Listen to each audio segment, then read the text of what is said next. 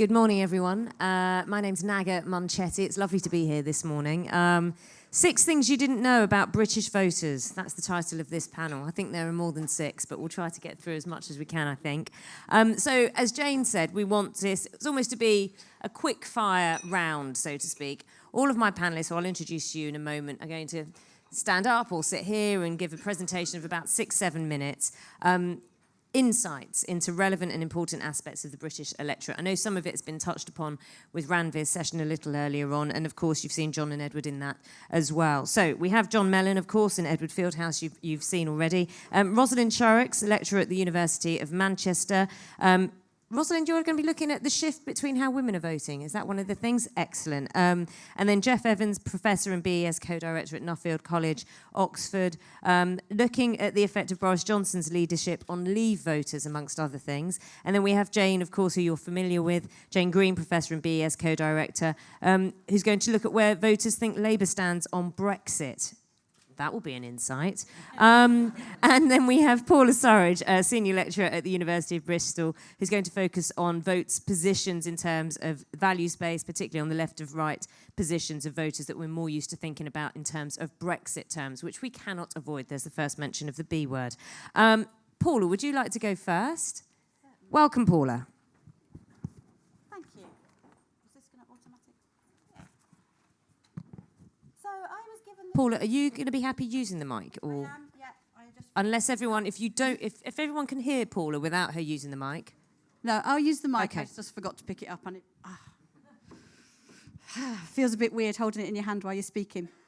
So I had this brief to try and find something surprising about the British electorate, or something that you might not know about the British electorate. And my work is all around the values that the electorate hold.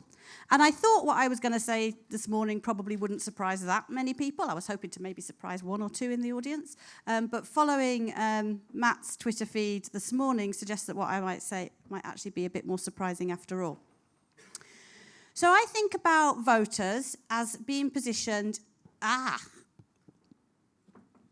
your right. Yep, but all my labels have gone wrong. They should all be labelled as parties, which is going to make this a lot less interesting than it should be. Okay, I'll improvise. So, triangles on that map are Leave voters, and colours relate to parties. They should all be labelled with labels, and they've all disappeared somehow in the transformation from me to the visuals. At the bottom... No, let me go back. Sorry, throw me completely. So this value space is defined by 2 sets of values. We're all very used to thinking about voters having economic preferences that we measure on a left-right scale. And the BES data does this wonderfully by asking people to agree or disagree with statements around about that set of values. Questions include things like there's one law for the rich and one law for the poor, ordinary working people get their fair share of the nation's wealth, and that defines that economic left-right axis. It's quite familiar to most of us. We're comfortable thinking about that. Then there is a second axis. I've labelled it here social liberalism, social conservatism. It gets labelled different things in different contexts, and sometimes people just give up and call it the other dimension. But we'll stick with social liberalism and social conservatism for today. And so I try to think about groups of voters as positioned within this value space. Now, the key thing about this value space is that those 2 sets of values at the aggregate level are uncorrelated. So you cannot predict somebody's position on one of those sets of values from their position on the other. So the social liberalism, social conservatism scale includes attitudes to things like wanting stiffer sentences, the death penalty, thinking children should be taught to obey authority. You can't predict what somebody thinks on that axis by knowing how they feel about nationalisation or whether there's one law for the rich and one law for the poor. They are uncorrelated. So if we, and again, apologies for the fact that the labels have disappeared, if we look at the groups of voters there, you've got a cluster of voters at the bottom of that scale. Those actually are all the Remain voters, apart from the Conservative Remainers. So you've got Labour Party Remainers, Green Party Remainers, Lib Dem Remainers, and SNP Remainers, all in that same part of the scale. Then above them, you've got a triangle which indicates where the Labour Leave vote is. A little triangle above that, which is the UKIP vote in 2017. And then the blue triangle and blue circle towards the right-hand end of the poll are the two groups of Conservative voters. So some things that you can see from here. The Remain parties, and if I include Labour in that for now, and Jane can tell us whether their voters really think they are or not in a moment, are all fishing in the same pool of voters. Those voters are roughly speaking towards the left of the economic left-right scale and towards the liberal end of the liberal conservative scale. Labour Leave voters in this framework are very distant from Labour Remain voters, not on what they think about economics. Economics absolutely unites them, but on what they think about these other social issues. So you can see here, when Labour talks about economics, which is what it's been trying to do for the last 4 weeks, it can unite its voters, but as soon as things slide on to Brexit or onto those other social issues, those voters move very far away. Now here is my surprising thing in hopefully a slide that's actually labelled. Yes. This one I made the mistake, though, because I didn't realise until about 11:30 last night that I'd reversed left and right. So the most right-wing parties are on the left and the most left-wing parties are on the right, which was a bit hopeless to discover that last night. But the point I want to make here, and I think the surprising thing that perhaps the message hasn't quite got out there, is that in terms of economics, you can't distinguish a Labour Leave voter from a Labour Remain voter. More critically, you cannot distinguish a UKIP voter in 2017 from a Green Party voter in 2017 in terms of what they think about economics. UKIP voters and Green voters are equally in favour of nationalising the railways, for example. The other thing that you can see from this slide is that the two sets of Conservative voters, the Conservative Remain voters and the Conservative Leave voters, are the most right-wing on economics. And actually, critically for understanding what is going on in this election, the Conservative Remain voters are the most right-wing on economics of all. So in terms of moving from the Conservative Party, they've got a lot further to go in this election on economics.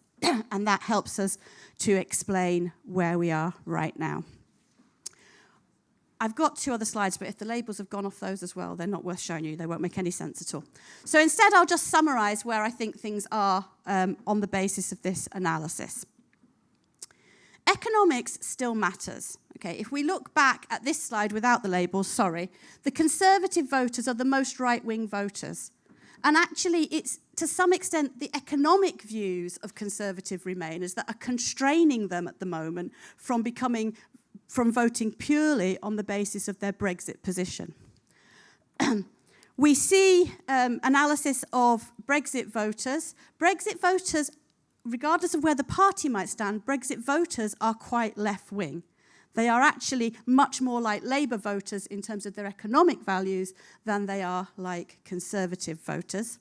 And what we see here is that the Conservative vote is much closer together. The Leavers and Remainers for the Conservatives are much closer together in this space than are the Leave and Remain camps of the Labour Party, which I think helps us to understand why it's been easier for the Conservatives to maintain their vote share, while the Labour Party have had a harder time holding their different fractions together.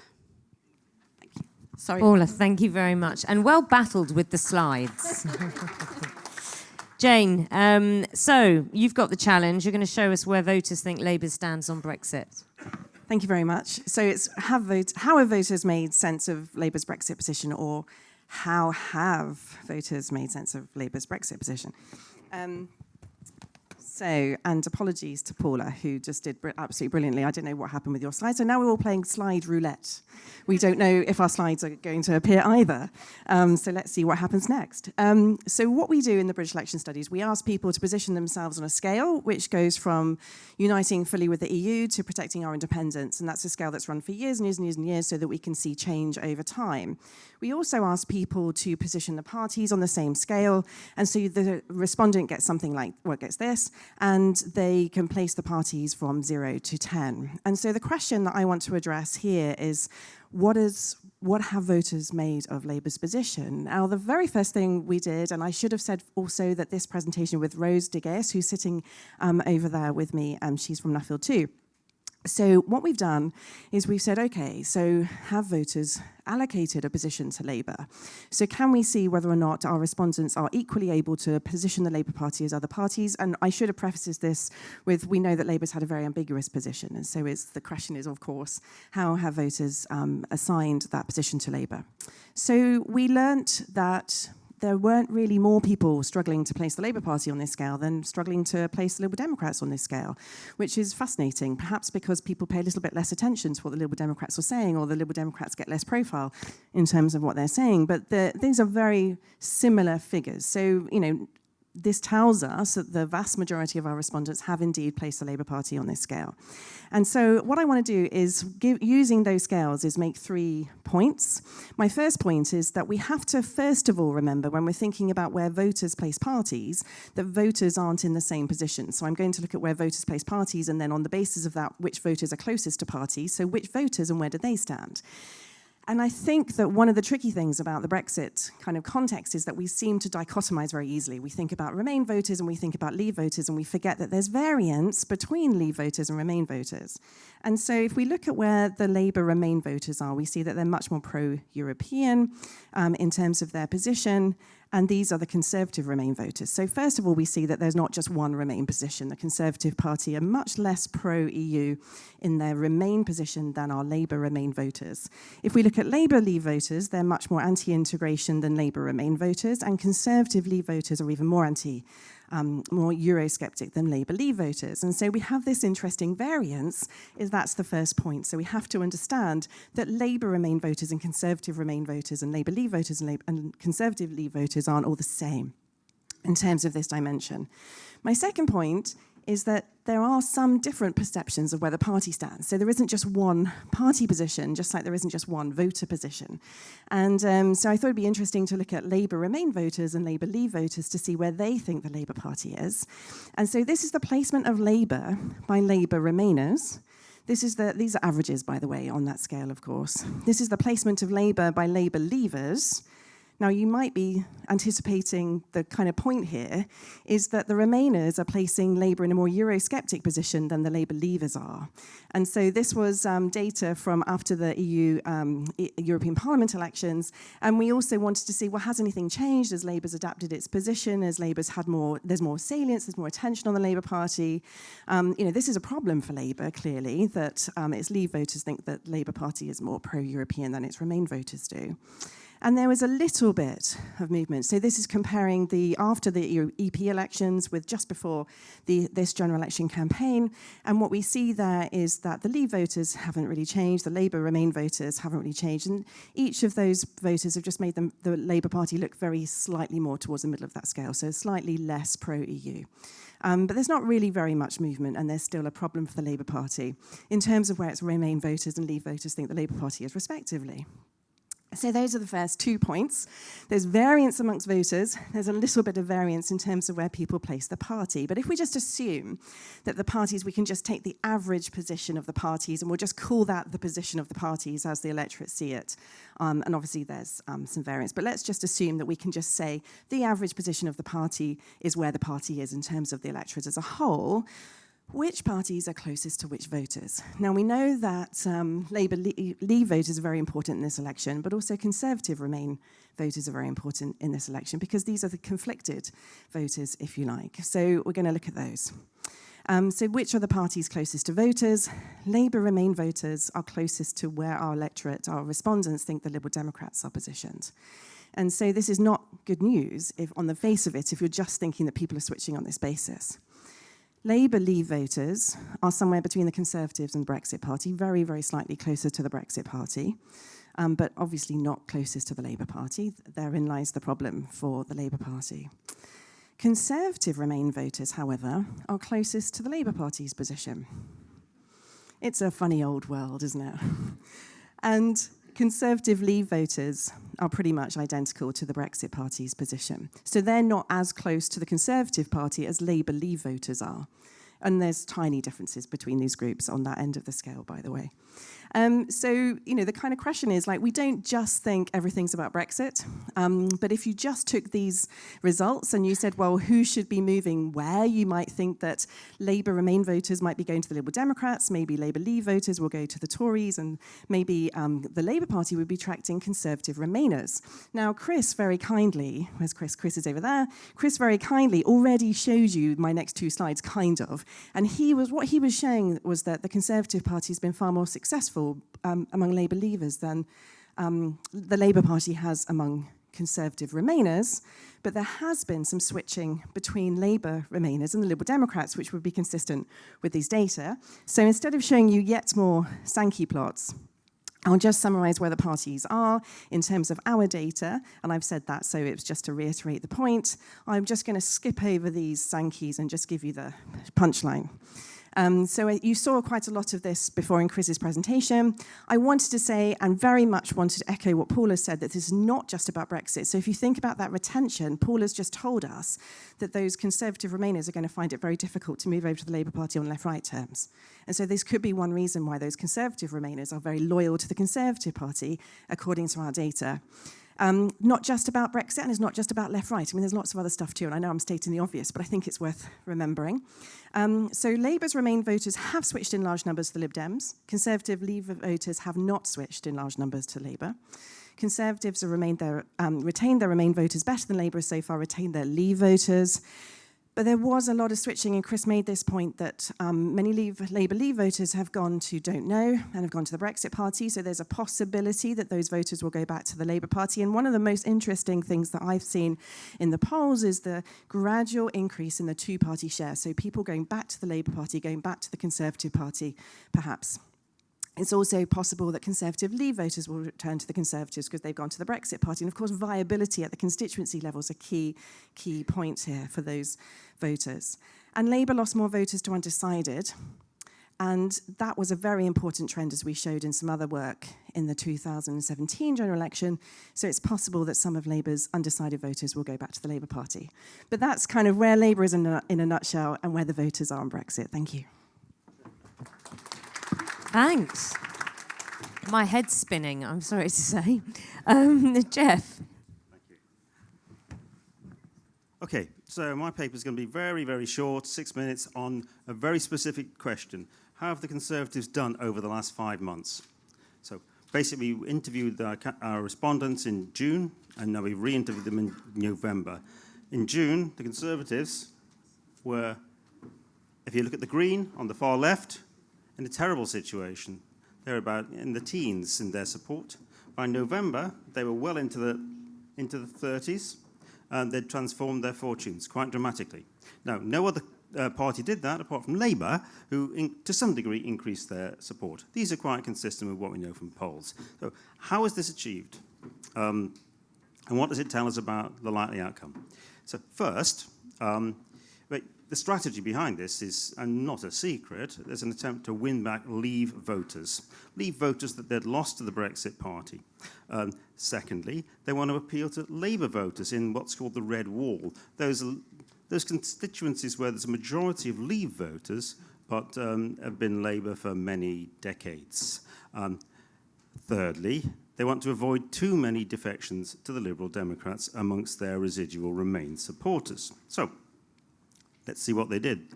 We should point out that this was pretty much the exact strategy that Mrs. May adopted in 2017. She had Brexit means Brexit. She had controls of immigration. She also had a direct appeal to the working class. So she adopted, just like Boris, a one-nation Toryism combined with Brexit. It's very much Disraeli meets Brexit for both of them. But it all went horribly wrong, as we know, in 2017. So can Boris do better? So there's a Sankey, a very simple one. I've kept it simple. These people who flow to the Conservatives from June to November, according to whether they were Leave or Remain voters. The first thing you can see there, of course, is overwhelmingly the Conservatives retained their support from Leave voters a few from the Don't Knows, and a little bit more from Remain. But pretty much their strategy of targeting Leave voters worked well. If we look at the party basis of the transition, we can see, quite interestingly, half of the November Tories were June Brexit Party voters. Quite remarkable. In a sense, they've allied the two wings of the Conservative Party together in the matter of a few months. The Don't Knows are the only other category with any serious numbers in them, and that's quite messy. But the third thing to notice here, the very important thing to notice, is that the actual attraction of people from the Labour Party is almost non-existent. So between June and November, the Tories attracted no Labour voters, more or less. So that part of their strategy doesn't seem to be working. So we know that the key role that Boris played in this was probably important for making the difference between 2017 and 2019. And it's almost as though he was chosen by the party. Oh, no, sorry, I've missed one. The Lib Dems. The mystics is not that crucial. What's the loss from the Conservatives in June to the Lib Dems in November?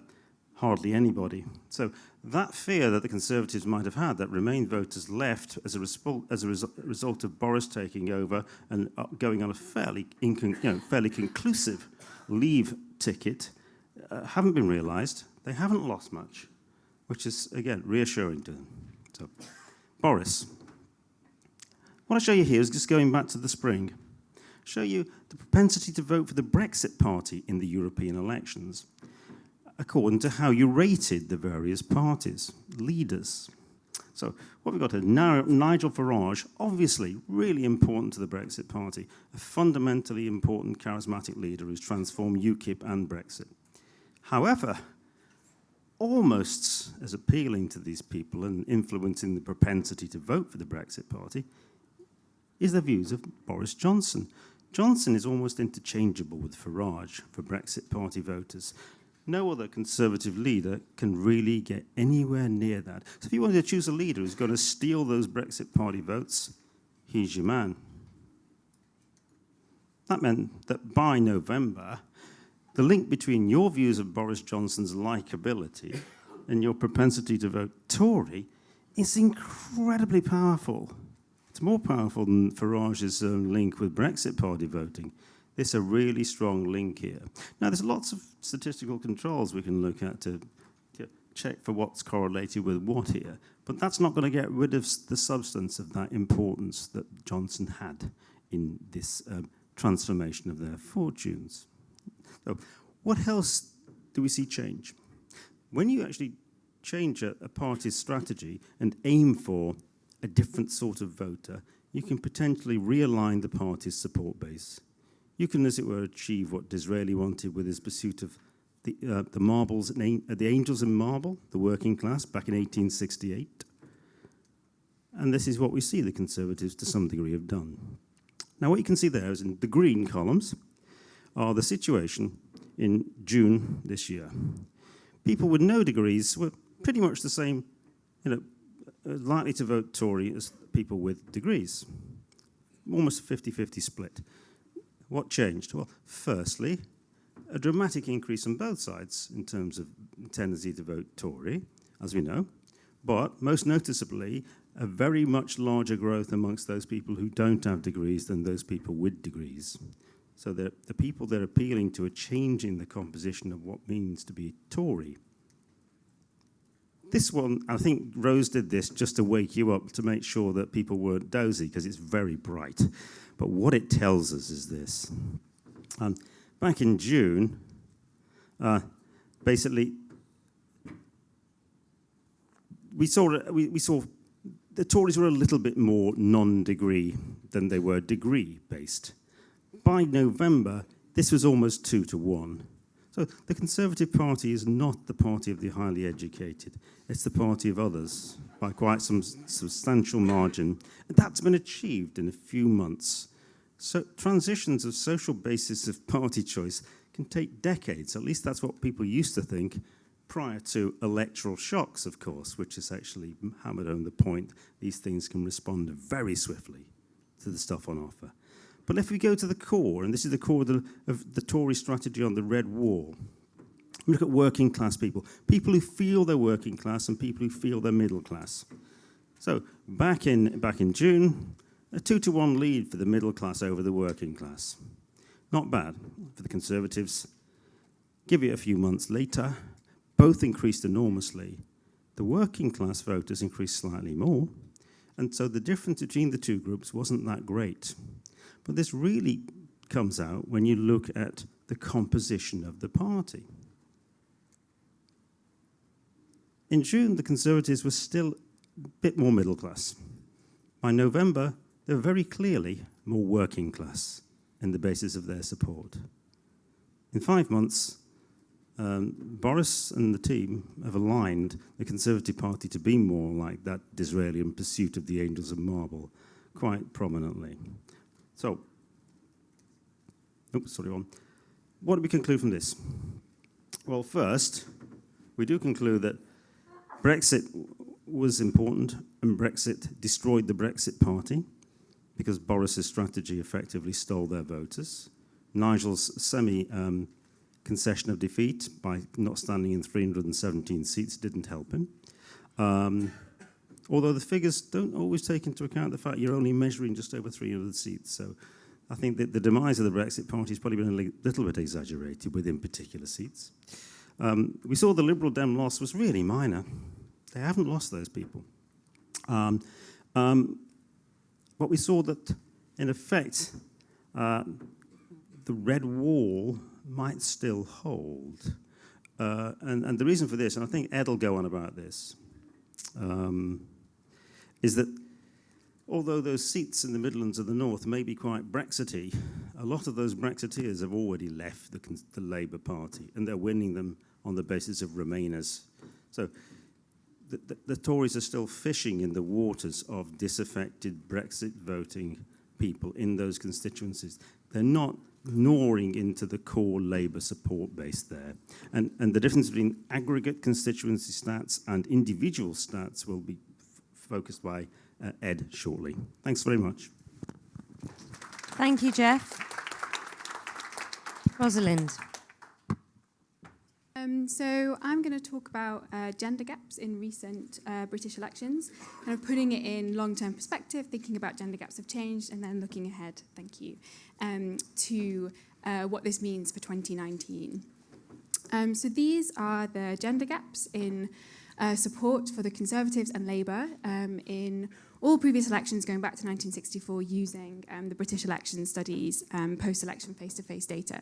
And positive numbers throughout my presentation mean that women are more likely to vote for the party, and negative numbers mean that men are more likely to vote for the party. So you can see from this graph that for most elections since the 1960s, and this was actually true even prior to the 1960s, women have been more likely to vote for the Conservative Party, and men have been more likely to vote for the Labour Party. But you can also see that this changed quite a lot in the most recent election. So if we look at 2015, women were both more likely to vote for the Conservatives and more likely to vote for Labour in comparison to men, and this is partly to do with UKIP taking men's votes away.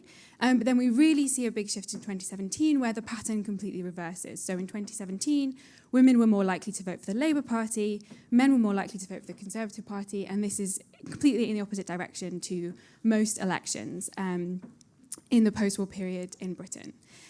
So these are still quite small gender gaps. So even in 2017, women are about 4 points more supportive of Labour than men, and about 2 points less supportive of the Conservatives.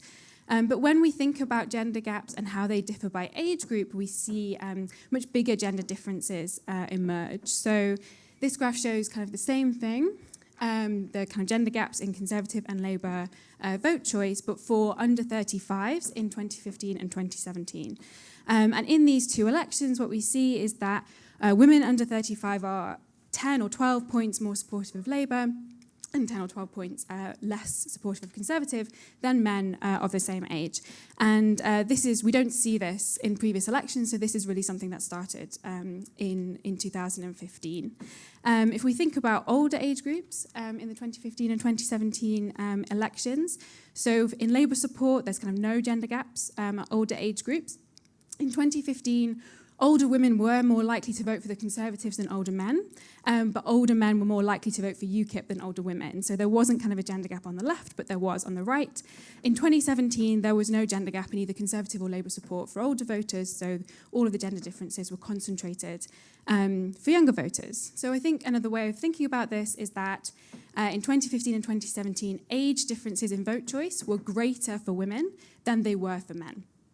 And this is a little bit to do with Brexit, because younger women are slightly more pro-Remain than younger men, and that's part of what's going on here.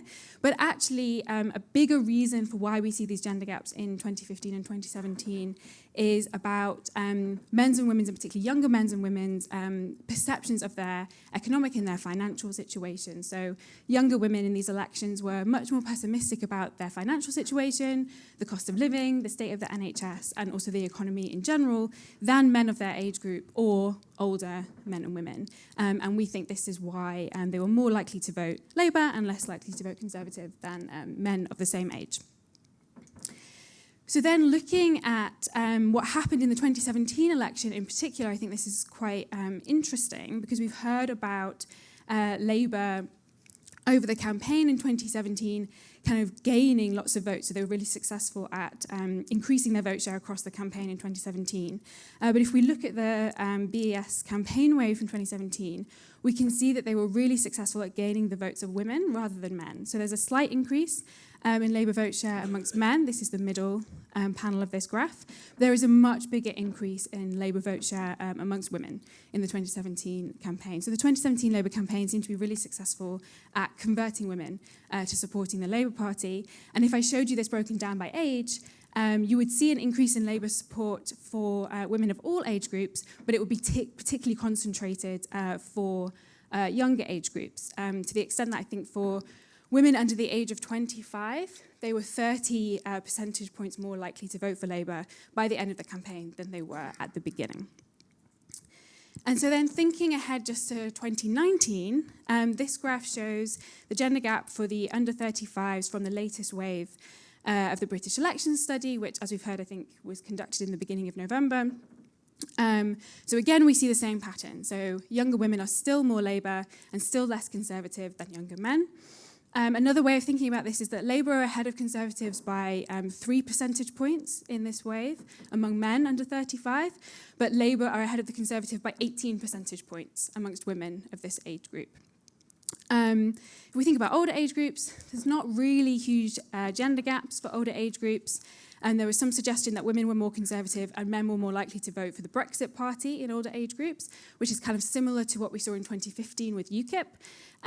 But yeah, as we've kind of been talking about, we'd have to see how that bears up with the fall in the Brexit Party vote share. And then just one thing to kind of end on is that in the British election study data from November, as well as in most current polling, women are still quite undecided about who they want to vote for. So in this wave, 1 in 5 women said they were undecided and didn't know who they were going to vote for, compared to 1 in 10 men. And I think this is quite important, especially when we think about that increase in Labour support for women across the campaign in 2017. So the campaign still could make quite a difference to the extent to which we see gender differences in vote choice at the 2019 election. Thank you. Rosalind, thank you. Edward. Okay, so we're back to Labour and Brexit. This is about Labour's Brexit dilemma, and there is a dilemma. The dilemma is that, as most of you will be aware, is that the majority of Labour MPs represent constituencies with a Leave majority. On the other hand, in 2017, 68% of Labour voters had voted Remain in 2016. So it depends which way you believe. Now, if we look at a little more detail, back at the 2017 result, Labour actually won 60% of Labour voters were Remain in 2016, even in Leave seats. So that's seats with a Leave majority. So even in 2017, even in Leave areas, most Labour voters were Remain voters. So this suggests that just because Labour won Leave seats doesn't mean that Leave voters voted Labour. So how does it look now? That's the question. Now this chart basically breaks down potential Labour voters' Brexit preferences by the type of seat.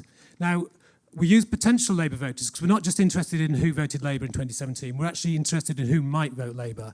So potential Labour voter is defined as somebody who scored Labour at least 5 out of 10 on the like scale. That is, how much do you like Labour? This turns out to be quite a good break point because that's where there's quite a big jump in the proportion who actually vote Labour in the previous election. And also, it gives about 50% of the electorate as being potential Labour voters. So they'd have to do pretty well amongst those potential Labour voters to win a majority. They'd have to be getting kind of 4/5 to do as well as even as last time.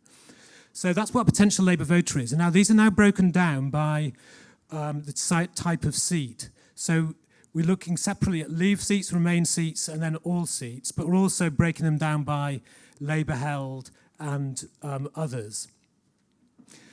So the gold colours represent Remain and the blue colours represent Leave.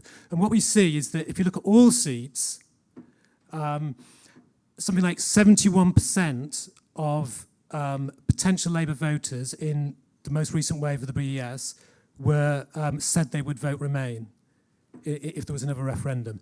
And only 21% said they'd vote Leave. So clearly there's a big, Labour is still a Remain party in that sense. Now if we look at specifically at Leave areas, that's places that voted Leave in 2016, that's the left-hand chart, the pattern pretty much holds. Even in those seats with a Leave majority, 66% said they'd vote Remain. 66% of potential Labour voters said they'd vote Remain. And only 25 said they'd vote Leave. The rest would be, the rest said they wouldn't vote or they don't know. So clearly, wherever you look, whether it's in Leave seats or Remain seats, Labour vote is predominantly made up of Remainers. And I did also look at strong Leave seats. That's seats with at least 60% Leave vote in 2016, and the pattern still holds 64 to 28 in favour of Remain amongst Leave voters. Now, just because Labour is equally Remain everywhere doesn't mean that they're equally good at picking up Remain votes, because obviously there's more than one Remain party and the Remain vote is fragmented. This chart basically plots the percentage of the electorate intending to vote Labour by the percentage Leave vote in the referendum, and also the individual EU vote intention. So the right-hand side is Leavers, and you see they're equally unlikely to vote Labour wherever they are, regardless of the percentage Leave vote in the area, whereas Remainers are actually more likely to vote for Labour in Leave areas. So that's Remainers are more likely to vote Labour in Leave areas. And that partly reflects the fact that the Labour Party just stronger in those areas more generally. But that does suggest there may be different amounts of untapped support in different types of area.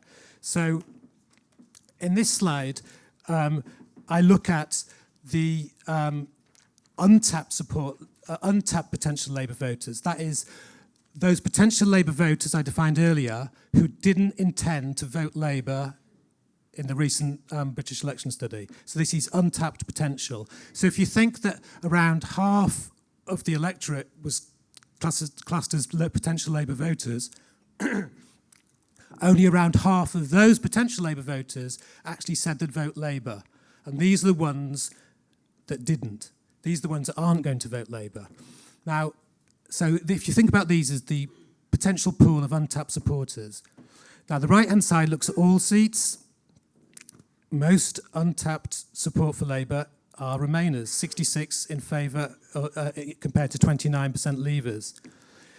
But even when you look at Leave areas on the left, the Remain areas are in the middle, but Leave areas on the left, most untapped Labour support are actually Remainers, even in Leave seats.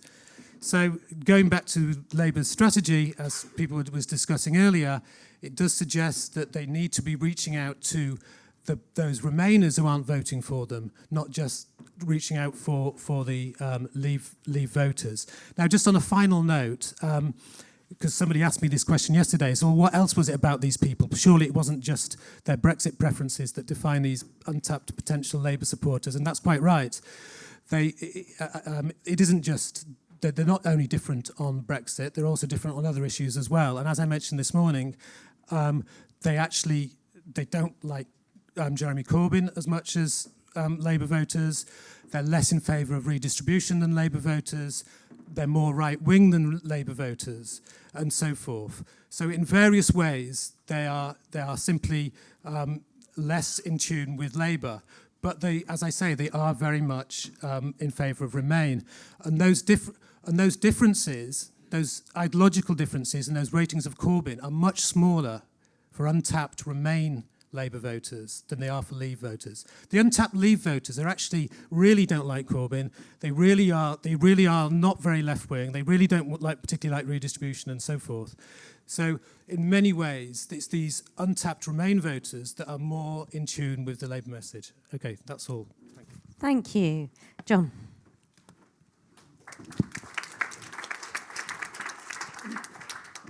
Okay, so I'm going to be talking about one of the dynamics that could determine the outcome of this election, which is tactical voting, and particularly tactical voting around the Leave-Remain divide. So for tactical voting to happen, voters have to be willing to do it. So they have to be willing to consider other parties than the one they're currently intending to vote for. And they also need to have the information about what the tactical situation is in their seat, that they can actually go through with that. Because if they don't know who is the runner-up there, who is actually potentially viable in a seat, then even if they want to tactically vote, they won't be able to. So the first part of this is the willingness to consider other parties. And here I'm using the 0 to 10 scales, which are how likely is it you would ever vote for each of the parties. And so we can look at, among people who are currently intending to vote for one party, do they go and rate at least one other party reasonably high? So I'm taking 6 out of 10 or higher as people who might be willing to go and change parties on a tactical basis. So we break this down by party, sorry. So on the x-axis here, this is pre-election vote intention. So if we take the first column, that is people who, in the pre-election wave of the British election study, were planning to vote Conservative.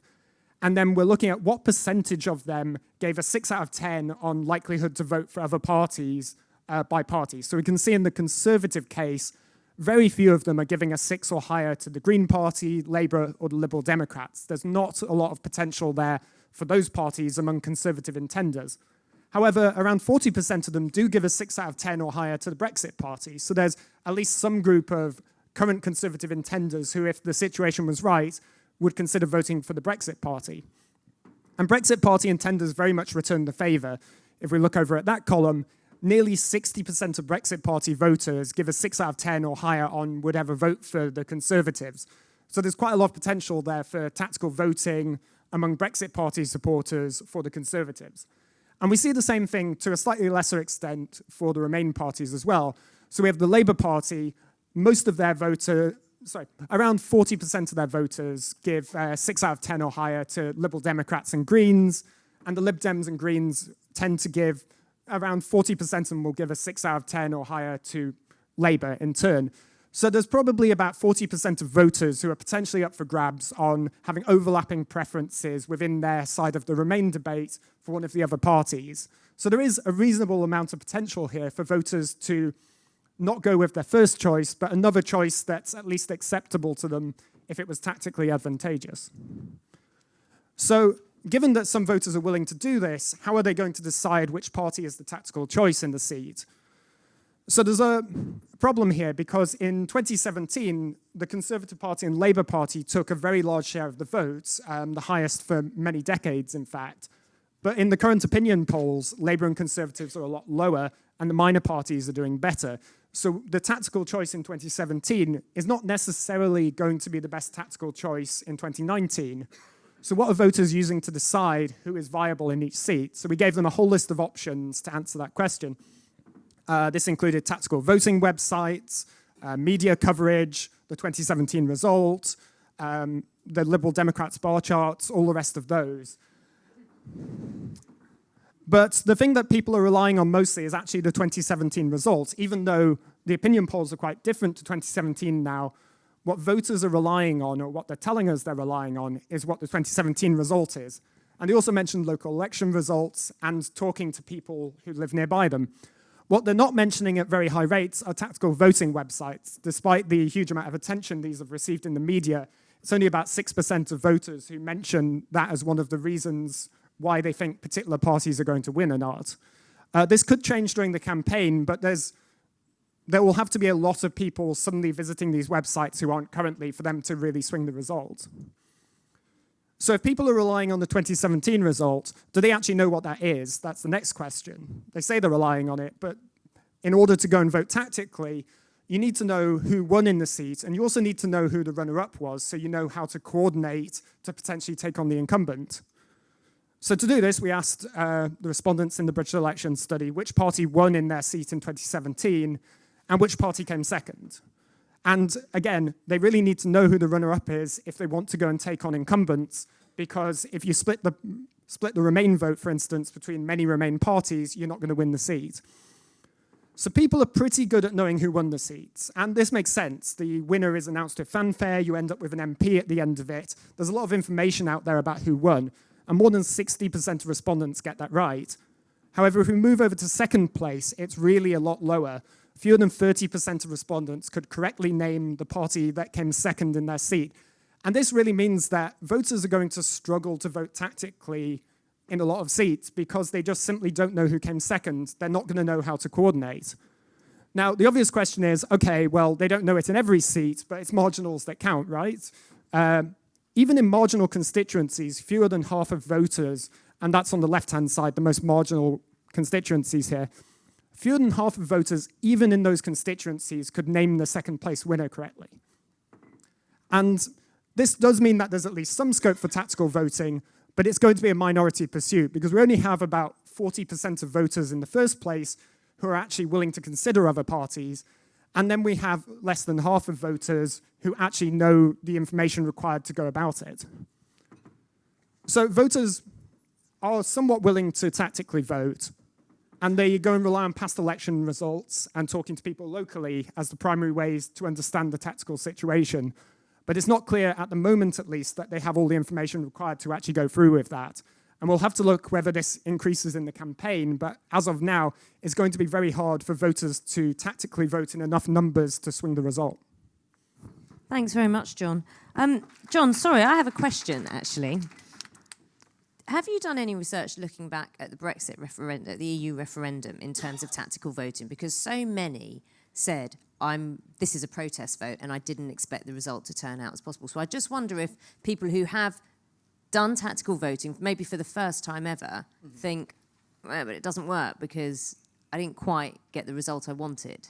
So in the EU referendum, there were a lot of people who didn't expect the result, but they were primarily on the Remain side. Among Leave voters, they mostly expected Leave to win. So the idea that the Leave vote only happened because voters were protesting doesn't seem to mostly bear out in the data. Most people who voted for Leave wanted to leave the EU, and they actually expected to leave the EU. There's a small minority who are the other way, but that's also true on the Remain side. So, yeah, tactical voting in the referendum, I don't think was as big a thing as people imagine necessarily. Okay, brilliant. Thank you. Take a seat. Thank you. Now, look, we have about half an hour, so I can ask questions or you can ask questions. It's quite easy. You have been sitting there for half an hour being quite quiet. Does anyone have any questions? Yes, so we have. So let's get this going, shall we? Microphone's just coming to you over your shoulder. If you just introduce your name and if you're directing your question to someone specific or just to the whole panel. Peter Wilson-Smith from Emeritus Consultants. Could I ask about, I'm not sure who's the best person, but what does the panel think about the possible impact of young people on this election result? Because we've seen a big surge in voter registration. We know from the polls that the young people who couldn't vote in 2016, now on the electoral roll, they oppose Brexit by about 7-1. Are they being captured in the polls? Could they have an unexpected impact on the outcome? Well, I mean, the answer is they will have an impact in the sense that lots of groups will have an impact, but it's quite unlikely that they're going to be decisive in any particular seats, or very decisive in very many seats.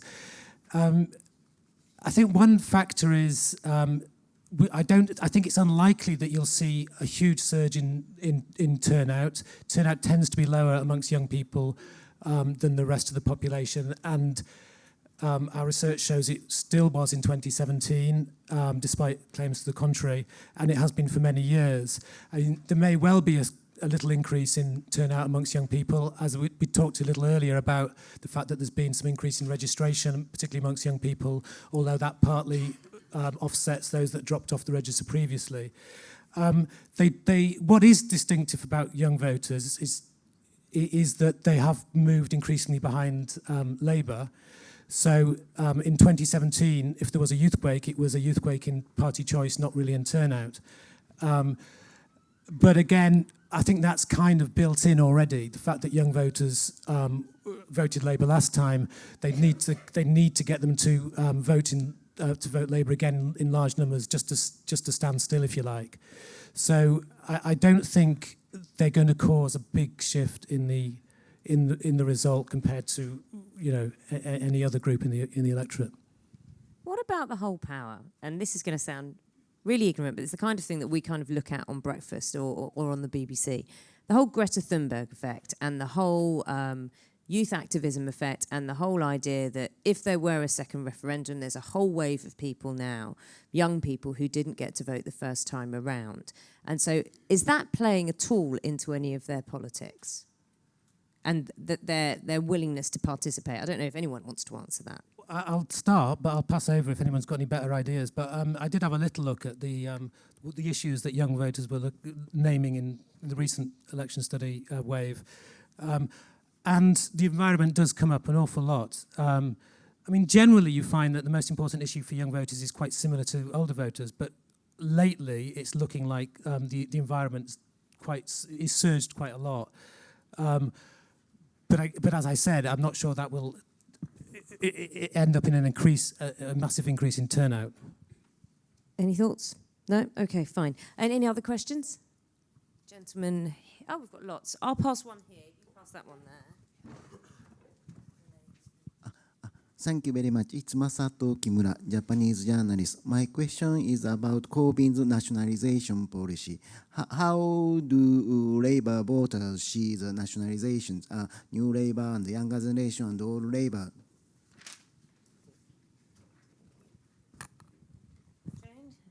Is that one for you?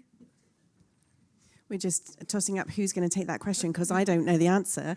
I guess More the than one question can is, answer. has anybody seen a leftward shift of the Labour Party over recent weeks or months? That would be one way that we can answer. I don't know if anyone wants to put their hand up and say whether they've looked at the data. I think the answer to that is we don't know the answer. Do you want to say anything, Paula? No? Okay. Sorry. The policies on nationalisation generally are quite popular across a big range of voters.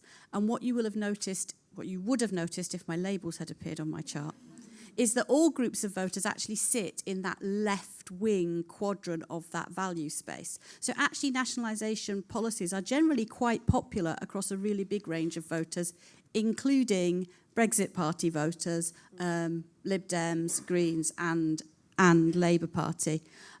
So there's no evidence that they're not popular, but they're popular amongst other groups as well, and some of it comes down to whether or not people believe that they can actually be delivered. We've talked about the youth vote. Can we talk about the death rate in terms of the death rate amongst Conservative voters? And what will be the net effect of those fortunate or unfortunate deaths?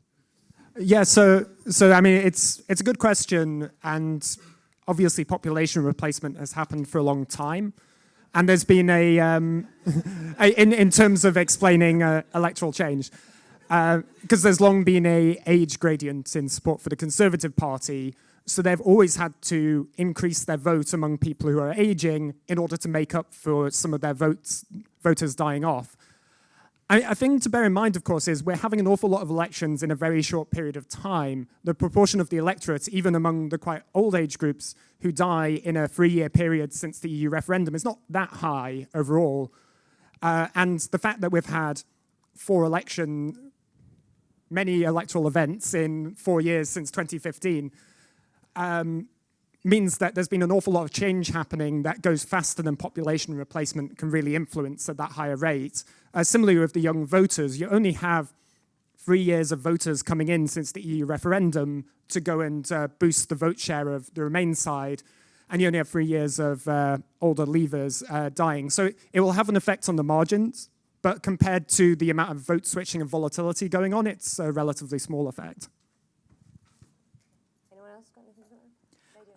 Are you picking up anecdotally that people are getting fed up with the first past the post system? Are you finding that, when you're talking about tactical voting, are you getting anybody saying, I wish we had a PR system, wish we had a better system, then we could all be heard properly?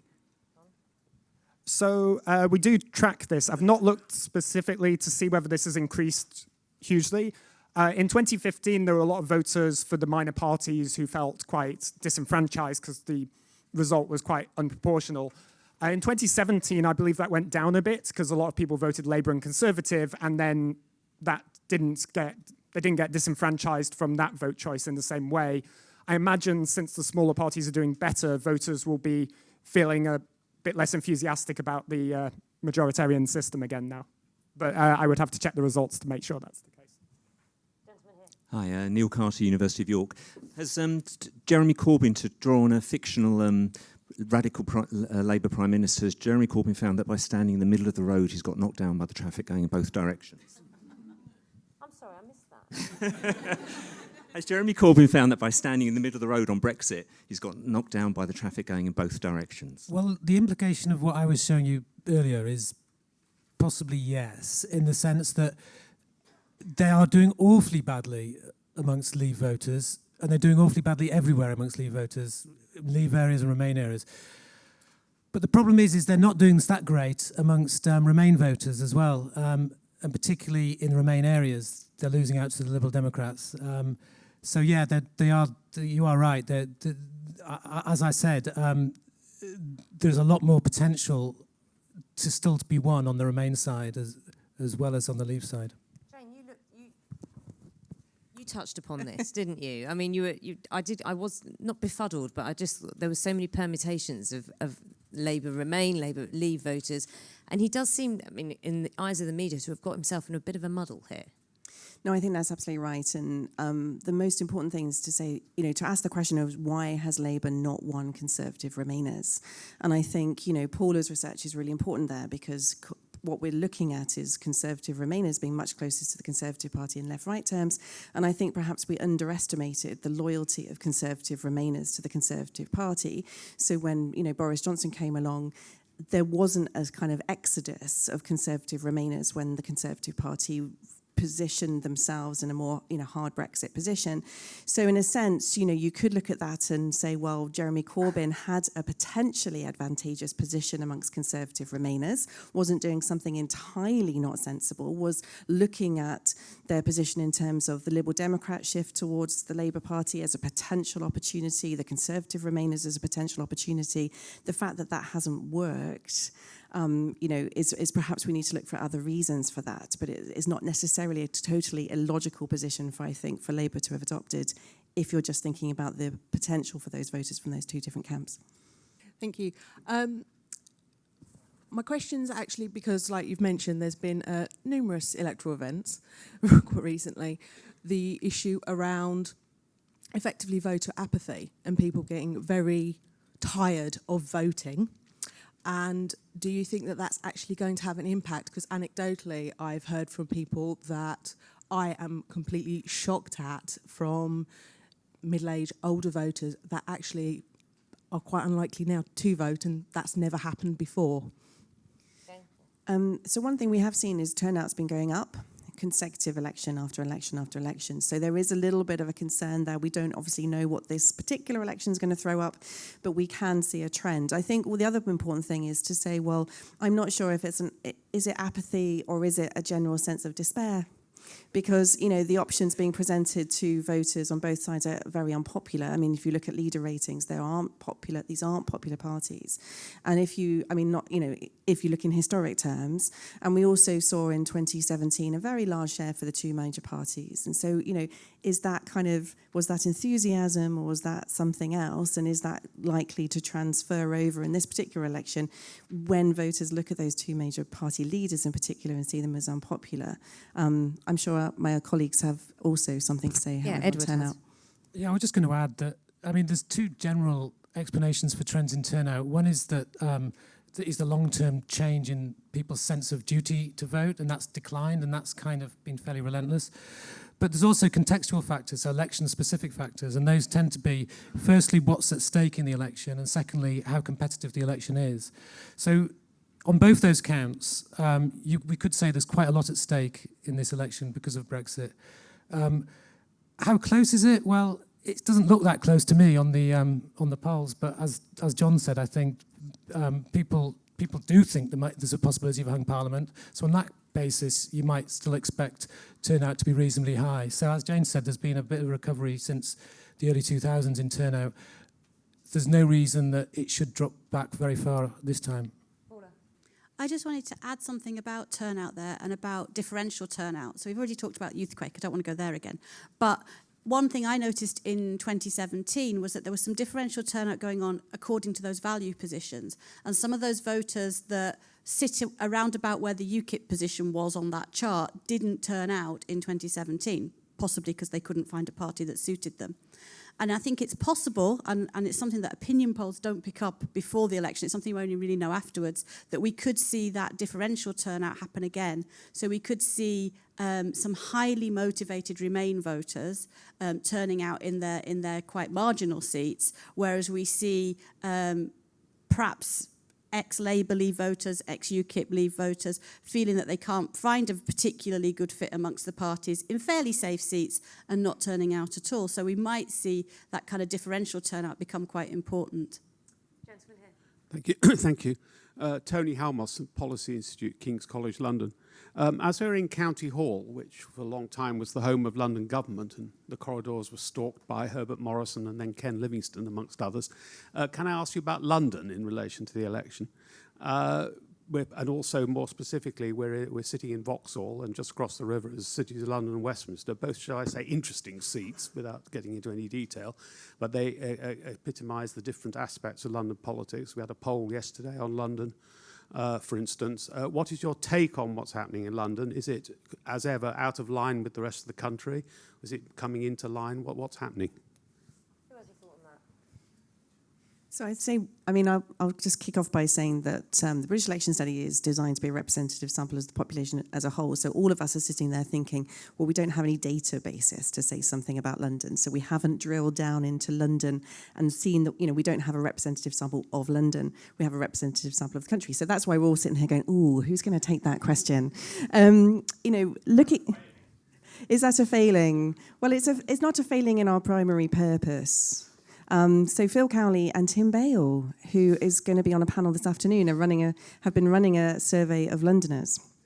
And I'm sure, hopefully, Tim will say something very clever about London this afternoon. Yeah, hi, Rosie Seed, BBC. I'm interested in don't knows, actually. Is there a sense that, anecdotally, it feels like there are so many more don't knows this time round? And is that true? And are there any kind of trends that sort of pre-exist about where those votes end up going? Shall I start off on that one? So I'm one of the strange people in the world that spends lots of time looking at don't knows in the polling. And certainly up until the election was called, that was running quite high, and it dropped down, as we'd expect, as soon as the campaign started. There are three groups, actually, where the don't knows have been quite high that I'd want to draw attention to. The first, as Rosie already drew attention to, was amongst women voters. Until quite recently, I'm talking the last 7 days, that was still running at over 1 in 5 women voters were undecided, which is a huge number of voters across the country. The most recent polling I saw, it might have been yesterday, it might have been the day before, suggested that has started to drop, but it hasn't so far been particularly to the advantage of Labour as it was in 2017. So that's one to watch. The other two groups are kind of mirror images of each other, and they're those cross-pressured groups. So we've seen quite high don't knows amongst Conservative Remain voters, again running at somewhere close to a fifth of that group, and quite high don't knows amongst Labour Leave voters as well. The problem, of course, in terms of how much effect that might have on the election is that actually both of those groups of voters are relatively small in the electorate as a whole. So although they're very undecided, and you might think, oh yes, the Lib Dems have still got the chance to win over all these Conservative Remainers. Yes, but they're only a small proportion of voters in the end. Lady, just in front of you, yeah. Thank you. I was wondering, thinking about the gender gap issues, is there any evidence that the gender of party leaders or of party spokespeople more generally has any impact on women's likelihood or not to vote for a party, and for any other demographic groups as well? Yeah, and there's not a lot of evidence that the gender of the party leader matters that much. So, you know, it's not that women are much more likely to vote for a party if it's led by a woman. There are some groups of women who are very motivated to vote for women, and so that for small groups of women that does make a difference. But on average, it doesn't really make a huge difference. Yeah. Gentleman in the blue shirt. Henry from ITV. Paula was mentioning that a lot of Conservative Remain voters are quite fiscally conservative and less likely to switch to Labour. I'm just wondering what the impact has on them potentially switching to the Lib Dems, the sort of rich Remainers. Seats like Dominic Raab's, you know, could the Lib Dems pick up a lot of those seats, or is it actually quite difficult to attract those voters across? So it's now the case in the polling data that, sorry, I can't quite see you over the top of this. In the polling data that the Liberal Democrats are winning a greater share of the Conservative Remainers than they are of the Labour Remainers. But the problem for the for the Liberal Democrats is that although they're winning a greater share of the Conservative Remainers, they are themselves a much, much smaller group. And although there is some suggestion that some of those Conservative Remainers in certain seats are moving, there is still there for those voters, because they are more economically conservative, more economically right-wing, they are really, really concerned and worried about the potential of a Corbyn-led Labour government. And so I think that is still keeping some of them in the don't know pool, but also some of them, it's keeping them with the Conservatives. And some of the Lord Ashcroft polling that came out, again, yesterday, the day before, this week's a bit of a blur, suggested that actually those Conservative Remainers have become a bit more conservative over the course of the campaign rather than a bit more Remainy. So they're getting more worried, thinking that a Corbyn government would be worse than leaving the European Union. So that seems to have been happening over this campaign. Henry, would you mind passing to the gentleman in front of you, and then he will pass it to you afterwards? Malcolm Dean again. I've never seen an election covered so thoroughly on TV, on every channel, and a succession of debates. Is there any polling to show that people are better informed this time than in previous elections? Do you mean better informed or more bored? Because that's the alternative, isn't it? Anyone want to take that on? Yeah, so, I mean, the evidence we have, although I think we'll have to wait until after the election to see whether this plays out, particularly in the face-to-face high-quality probability survey we'll do. But voters do seem to be paying a little bit more attention this time, and that's been going gradually up ever since about 2014, as voters are paying more and more attention to politics. It's worth bearing in mind, even though they're paying more attention, they're not necessarily feeling more satisfied with it. There's quite a lot of voter dissatisfaction whilst they're also paying more attention. I think the media environment is certainly a thing people will be paying attention to. We're going to be tracking everything that voters are watching during the campaign, so we'll know a lot more afterwards once we get that data in about how much media coverage and the debates made a difference to voters' choices, but we don't know the answer to that yet. I wonder if, and this is something else that you'll track, I'm sure, because you won't know the impact yet, just of any leaders who decline interviews in the face of other interviews. It would be quite interesting. You can't answer it, but we'll see. There's a lady behind. Hello, yes. Hello, I'm Mary Dejevsky, a journalist. It's probably for Professor Evans. Can you conclude from your findings that Boris Johnson was actually completely right when he evicted Ken Clarke and the various other Tory moderates? And in the light of that, you showed a graph where Boris Johnson's credibility on Brexit vastly grew over that of Theresa May. Why do you think that is, given that when there was the question at the television debate or television panel about whether people trusted Boris Johnson, basically everybody laughed. Is there any sort of contradiction there? No, not really. I think Boris has not been trusted because of his own unique biography. There's so many instances you can point to about the things he's said and done. He does have a Teflon factor, which means he escapes being criticised to the degree that many would, even despite that. I don't think that is a big problem. As for getting rid of the Tories who don't buy into the Brexit, well, if you're realigning the party system, it makes sense. I mean, there's no point winning a majority if you've then got like 20 or 30 people stopping you from implementing what you want to do with that majority. So it makes, given that they're only targeting Leave voters effectively, and they've just relied on Remain voters being too terrified of Corbyn to defect too much, and that does seem to be working. Yes, I mean, when parties realign, they kind of, if they're going to be an effective functioning unit in Parliament, they need to clear out those people who really shouldn't be there according to their new definition. So it's a perfectly sensible strategy. Obviously, Labour has a lot more issues on that front and isn't able to implement that same sort of thing as effectively as the Conservatives, which seem to have done it pretty well.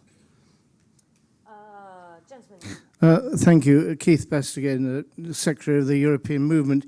I want to return to the theme that was raised just a moment ago, and that's about the knowledge of the electorate. Much of my misspent life has been spent knocking on doors or picking up the telephone to people, and I remain alarmed at the profundity of ignorance, including misapplication of major policies, like people thinking that the Conservatives stand for nationalisation. Well, maybe they do now. I don't know. They've moved together a little bit closer to the Labour Party on that. But I just wondered if your survey demonstrates the cognizance of the electorate and how far people are actually voting out of ignorance rather than knowledge. I mean, the manifestos have been really quite wishy-washy and not very detailed. Is that a good thing? Because it merely confuses people if it gets too detailed, or is it actually ensuring that people will be voting out of very little knowledge of what the parties really stand for? Keith, do you think that lack of knowledge has changed over the years? Do you think people are more, or voters are more, and generally interested, more ignorant now, or do you think that because there is more perhaps coverage, perhaps more scrutiny, or at least highlighting, that it shows how little people... I think they're more knowledgeable about certain issues, like Brexit, for example. When something focuses the mind on something like that, then people are better informed, even in a fairly broad blunderbuss way about knowing the attribution of which party stands for what policy. I think on the other things, though, issues like the NHS, and such like, so much of that is based upon people's perception or prejudice about that. And I think, the Labour Party has always benefited from questions about the NHS because people actually believe the Labour Party stands for the NHS, when in fact, actually, the Conservatives have done a darn sight more in many respects for the NHS. But that prejudice still survives. And that's what I mean, really, about looking at some of these other issues. Yeah, so I think it's certainly true that there's a subset of voters who couldn't go and name all of the party's policies. Certainly if you get into the very broad details of the 260 promises or so that make up a typical manifesto, very few voters are going to be able to get down beyond the top 15, 20 maybe. But the thing is, parties actually go and coalesce around a group of policies. So people have a general sense that Conservatives are right-wing economically and stand for Brexit. And they have a general sense that the Labour Party is pretty economically left-wing and stands sort of, well, they're less certain about where they stand on Brexit, as we've said, but certainly they know what Labour stands for economically. And so even if they don't know every single detail, I think people can generally make reasonably rational choices on the basis that they say, I'm a fairly right-wing person, probably, even though I don't know every detail of the policies, the Conservatives are going to be a fairly good fit for me. And if they say I'm a left-wing person, probably the Conservatives aren't as good a choice for you. So I think even though voters don't know every single detail, they often know enough that they can make at least somewhat of an informed decision. Yeah, I mean, I was late this morning because my train went and I missed it. So I filled in a voting advice app to pass the time, and I couldn't fill it in. It was too complicated. There were so many subsets of policies that I had to choose between, and they were bundled together in ways I found inconsistent between parties. Yet I know I'll vote Labour, but the reasons are pretty fairly established and they'll be value-based. So people use heuristics, basically keys of understanding where parties normally stand. They never know the full nature of policies. And it's been 50 or 60 years of research on this, showing the use heuristics like, actually, leadership. Say, is that guy a nice guy, that woman a nice woman? Do I trust her? I think she'll do them. Yes. That cuts through a lot of complexity. Complexity that's often created by parties who want to fudge on things they might feel they're going to lose on. So apart from a set of issues that people have really powerful commitments to, and there's these special issue voters, yeah, most of the time people can't use policy listings as a very easy way of making decisions. They have to use some simplifying technique, and rightly so, because it is incredibly complicated. I have about 6 minutes. I know this gentleman there with a microphone. My name's Dennis O'Connor. Just picking up on the question of knowledge or lack of. Is there any evidence to show amongst the general population their knowledge around the role of the various EU institutions? So, for example, I'm talking about the Parliament, the Commission, the ECJ, and that as a comparison to the European Court of Human Rights, and whether they fully understand the roles of each of those constituent bodies within the European framework. What do you think? So there's various evidence from a number of different surveys. We've asked about some of these things, and so has the European Election Study, European Social Survey, I think, has some things on this too. And as you'd expect, essentially, the more complicated, the more detailed you get about EU institutions, the fewer people really know very much about it at all. Generally, the knowledge is not that high in terms of being able to say how many members there are and what the precise role of the bodies is. So I'd say generally knowledge is not extremely high on this topic. Naga, can I? Please. I think the UK in a Changing Europe put out a blog or a pamphlet or a leaf or something, a report with some evidence that's showing that knowledge didn't differentiate between Leave and Remainers. So just wanted to make that clear too. But also the distinctions between the institutions, people have no idea. It's not just they don't have high knowledge, but, you know, the various justice, parliament, whatever, people really don't know. They have a generalised understanding of either they like or don't like Europe. Thank you. What do you think will be the impact on turnout?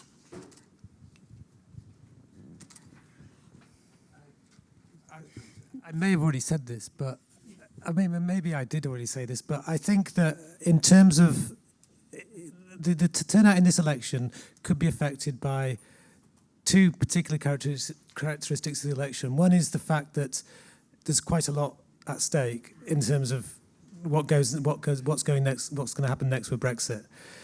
The second is the extent to which the election is close, so people tend to vote more in competitive elections. And I think both those would suggest that, you know, it will be of the same magnitude as last time. Now, added to that, you've got to say, well, there are other factors at play, like it's in the winter, so that, that could potentially knock off a couple of percentage points, because some people at the margins will be affected by decisions like what the weather's like and whether it's dark outside. But I think it would be fair to say that there's no reason to expect a dramatic change in turnout at this election compared to the last two. I'm going to finish with a final question. None of the panellists knows that I'm going to ask this. But the title of this was Things You Didn't Know About British Voters. So through all the research you've done so far, I'll give you an option of answering one of these questions. What so far has surprised you the most, considering you've been in this field for quite some time? Or what do you think will be the biggest or most significant surprise after the election? Paula. And I'll get a microphone sent your way. So I'm going to go slightly off topic, I suppose, with the most surprising, because I've looked at this data for a really long time. The most surprising thing I found after the 2017 election, John knows this because I've chatted to him about it before, was that it was not young people that were most in favour of the removal of tuition fees. Jeff. I'd like to keep you all on your toes. I sometimes do vox pops for various people and talk to people in the street as well as just myself.